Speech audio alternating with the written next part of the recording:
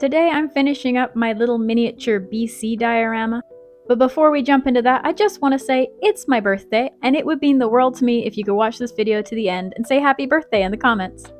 So this diorama is for a friend of mine who lived on the west coast of Canada but has now moved to Saskatchewan. I wanted to make sure I included all the hallmarks of BC so she could have them on her desk. So of course I needed a little mountain, I needed a little forest, and I needed some ocean. I made all of this out of foam and toilet paper, paint, and glue. And it all came together in 2, maybe 3 hours, not including drying time, of course. The painting job was pretty simple. It was mostly just a black base layer and then a lot of dry brushing over top.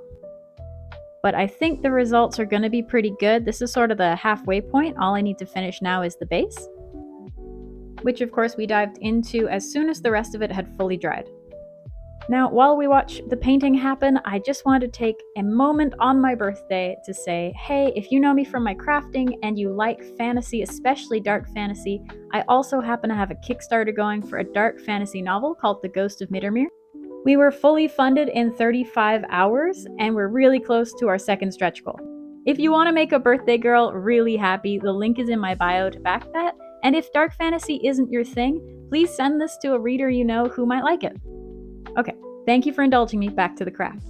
So for the water, of course, we just went over the toilet paper with dark blues and grays and greens, getting lighter towards the shore, and then once that dried, we dry brushed over with white, concentrating it near the shorelines where the wave would be crashing.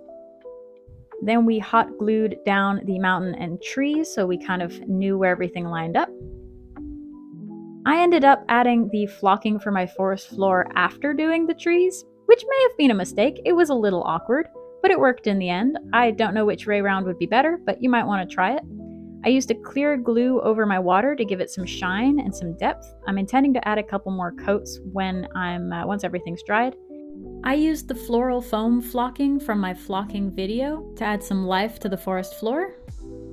That's the finished result. Don't forget to say happy birthday in the comments, and I'll see you next time. Happy crafting!